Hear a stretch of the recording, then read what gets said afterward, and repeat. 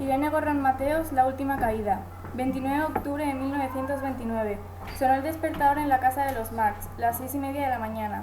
Como de costumbre, James, el padre de familia, se despertó antes que su mujer y que sus pequeños y se dirigió hacia la cocina.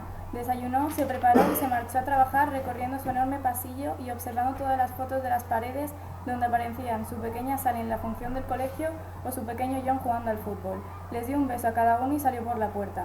Su vecindario estaba silencioso, algunas casas se vendían, pero James sabía que nadie las iba a comprar. Se subió al coche y emprendió su viaje diario. A pesar de las malas noticias que había recibido durante los pasados 2 días, el joven James no creía lo que decían sus compañeros. No podía ser tan grave, o al menos eso pensaba. Tras 15 minutos de reflexión, llegaba a su trabajo, un gran rascacielos en Wall Street. Saludó a la recepcionista y cogió el ascensor hasta la última planta, a su despacho. Tras oír los 20 timbres diarios, llegó a la planta 21. Las puertas del ascensor se abrieron y con paso firme se dirigió hacia su despacho. «Buenos días, Harry. ¿Cómo va todo?», preguntó March. Harry, su mejor amigo, trabajaba con él. Se conocían desde la universidad. Era uno de los grandes pilares de James. Siempre estaba allí para él. Era como el tío que nunca llegaron a tener sus hijos, y él lo apreciaba mucho. «Hoy no son buenos días, Jamie». Al oír esas palabras, la sonrisa de nuestro protagonista se borró de inmediato. Había ocurrido lo que se esperaba. «Lo siento mucho, James. Por mi culpa te metiste en esto. Yo no quería que esto nos arruinara. Yo solo quería triunfar». «Somos triunfadores, Harry». Hubo un gran silencio después de que James pronunciara esas palabras. Solo un resoplido de Harry lo interrumpió. «Estamos endeudados, James. Lo hemos perdido todo». March, sorprendido, no se podía creer lo que estaba oyendo. Se giró sobre sí mismo y se apoyó en la gran cristalera de su despacho. No tenía fuerzas. «Te estaba esperando para decírtelo. En una hora marcharé a Londres con mi familia. Solo quería darte las gracias por todos estos años, James. Espero que salgas de esta como saldré yo. No te des por vencido». James pasó minutos en silencio apoyado en su ventanal, con los ojos cerrados, respirando hondo, rezando para que todo esto sea solo una pesadilla. Pero no lo era. Lo que más miedo había causado en James durante 10 años se había hecho realidad. Todo por lo que había luchado y trabajado lo había perdido, y al señor March solo se le ocurrían 2 salidas, y las 2 eran fondos. Por un lado se encontraba el fondo de una botella, y por otro se encontraba el fondo de la calle tras 21 pisos de caída, pero a James nunca le gustó beber.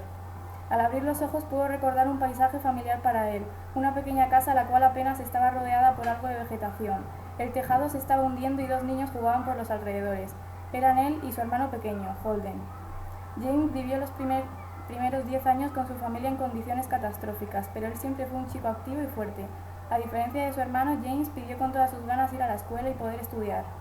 Sus padres ampliaron la jornada de trabajo por su primogénito, y este se lo agradeció consiguiendo las notas más altas de la escuela. A los 18 años, James pasó a la universidad a estudiar lo que él siempre quiso, business. Durante el primer año conoció a Harry, un chico con iniciativa, alegre y atlético.